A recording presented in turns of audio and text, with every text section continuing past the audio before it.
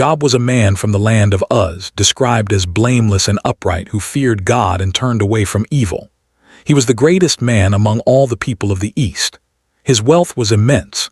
He had 7 sons, 3 daughters, thousands of sheep, camels, oxen, and donkeys, and many servants. Job was not only prosperous but also deeply spiritual, regularly offering burnt offerings for his children in case they had sinned in their hearts. One day, in the heavenly court, Satan appeared before God. He challenged Job's integrity, claiming that Job only served God because of his protection and blessings. God allowed Satan to test Job, but forbade harming his person. Immediately, disaster struck. Sabeans raided and stole his oxen and donkeys. Fire fell from heaven and consumed his sheep. Chaldeans attacked and took his camels. Finally, a powerful wind collapsed the house where his children were feasting, killing them all. Job's grief was immense. He tore his robe, shaved his head, fell to the ground, and worshipped God. He declared, "The Lord gave and the Lord has taken away. Blessed be the name of the Lord." Even in unimaginable loss, Job did not sin or blame God. After 7 days of silence, Job finally spoke. He did not curse God, but he expressed deep anguish over the day he was born. Job opened his mouth and lamented, wishing that the day of his birth had never existed. He longed for darkness to claim it and questioned why he had been brought into life only to suffer so greatly. He described death as rest, where kings and prisoners alike find peace, and where the weary are freed from trouble. Job's words revealed the depth of his grief. He felt that life had become unbearable and feared that what he dreaded had already arrived. He questioned the purpose of existence, asking why light is given to those in misery and why the days of trouble are allowed to continue. Job's lament was raw and emotional, yet it remained honest. He sought understanding of his suffering without blaming God directly. After Job spoke, Eliphaz the Temanite began to respond. He spoke gently at first, reminding Job of his past wisdom and counsel to others. Eliphaz suggested that Job's words of despair now reflected impatience and misunderstanding.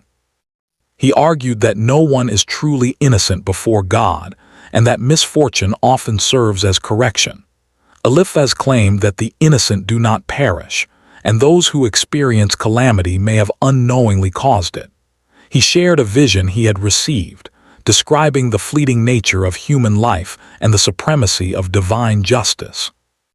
Eliphaz implied that Job's suffering might be a result of his own actions or those of his children, though Job had maintained righteousness. He encouraged Job to reflect on his behavior, accept discipline, and seek God's guidance to find restoration. Eliphaz continued, emphasizing that Job's suffering was not without reason. He argued that God does not allow calamity to strike the innocent without cause, and that even severe trials are intended to correct and guide the righteous. He described human life as fragile and full of errors, warning Job that ignoring discipline could lead to further misfortune. Eliphaz urged Job to seek God, accept correction, and trust in his wisdom. He insisted that those who submit to God's guidance and repentance will find restoration, blessing, and peace.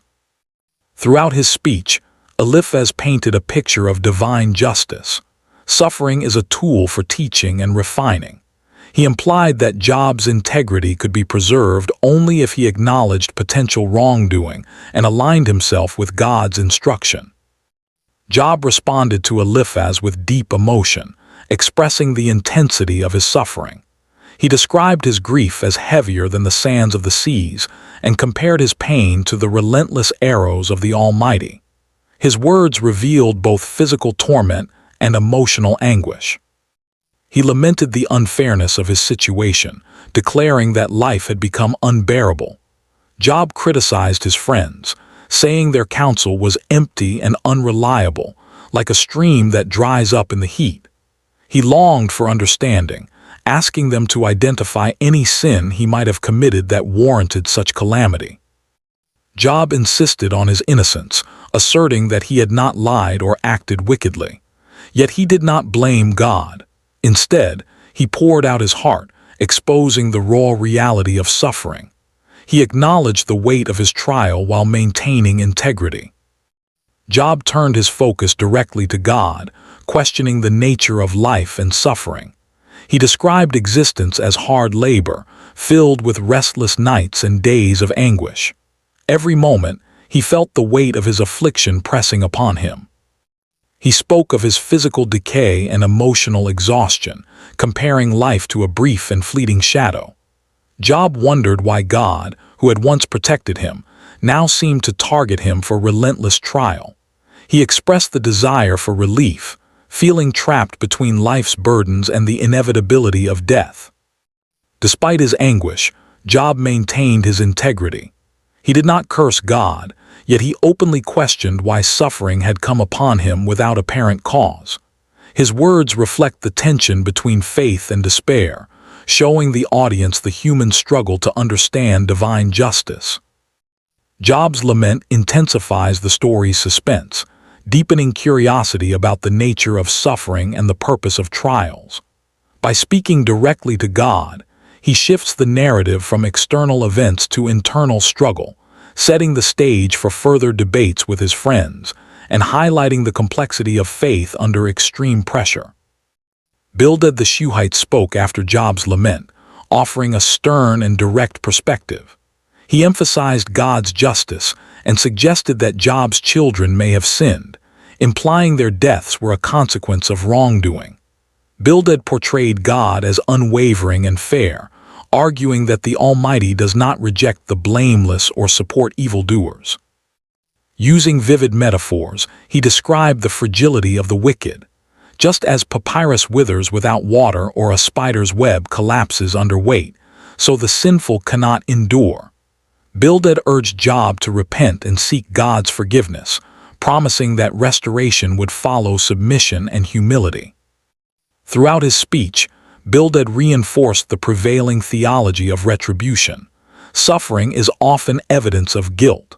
His words added pressure on Job, challenging him to reconcile his experience with conventional wisdom.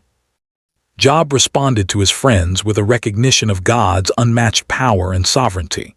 He described God as ruler over all creation, controlling the sun, moon, stars, and forces of nature. Mountains rise and fall at God's command. Storms and floods obey his will. No human can contend with the Almighty or question his decisions. Job admitted that even if he were innocent, he could not argue successfully with God. The gap between divine authority and human limitation was vast, leaving him feeling helpless and overwhelmed. He expressed the desire for a mediator, someone who could stand between himself and God to present his case fairly. Despite acknowledging God's supreme power, Job did not surrender his innocence. His words convey both reverence and frustration, illustrating the tension between human understanding and divine wisdom. He recognized that God's justice is beyond human comprehension, yet he continued to question the reasons for his suffering. Job spoke directly to God, expressing both confusion and anguish. He questioned why God had allowed him to be born only to endure suffering. He reflected on how carefully God had formed him in the womb, granting life and care, yet now he felt pursued and punished without cause. He described his existence as a burden, lamenting that his days are filled with pain and frustration. Job pleaded for understanding, asking why his trials were so relentless and why divine forgiveness seemed withheld. His words convey vulnerability, honesty, and the raw struggle to make sense of suffering. Despite his grief, Job maintained his integrity. He did not accuse God of injustice, but he openly challenged the reasons for his affliction, seeking clarity and fairness. He acknowledged the enormity of God's power, yet wrestled with the mystery of his circumstances. Zophar the Naamathite spoke after Job's appeal, delivering the harshest rebuke yet. He accused Job of speaking too much and claimed that he deserved even greater suffering than he had already experienced. Zophar stressed that God's wisdom is beyond human comprehension, and no mortal can fully understand his purposes. He urged Job to repent, insisting that if he returned to God with humility, he would find security, peace, and restoration. Zophar's words reflected a rigid view of divine justice. Suffering is evidence of guilt, and only confession and repentance can bring relief. His speech intensified the tension, portraying Job's friends as unsympathetic interpreters of God's will. The audience sees a stark contrast between Job's innocence and Zophar's accusatory stance, increasing curiosity about how Job will defend himself. Zophar's argument also highlights the struggle between human logic and divine mystery.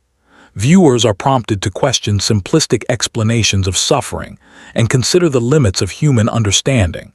Suspense rises as Job faces escalating pressure, reinforcing the story's engagement and encouraging reflection on faith, justice, and endurance in the midst of trials. Job spoke again, responding to the arguments of his friends with confidence and clarity. He declared that he was not inferior to them in understanding and insight, asserting that they offered no special wisdom. Job emphasized that righteous people suffer and the wicked sometimes prosper, challenging the simplistic notion that suffering is always punishment for sin. He highlighted the sovereignty of God over all nations, rulers, and events.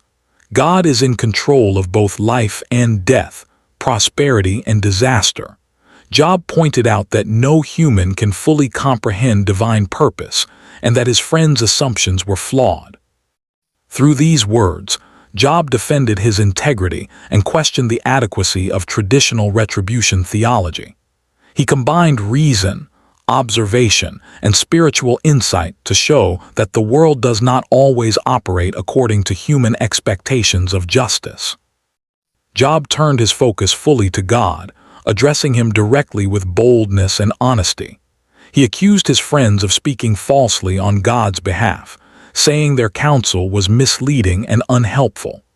Job insisted that he would argue his case before God, seeking clarity and justice for his suffering. He maintained his integrity, declaring that he had remained blameless despite his trials.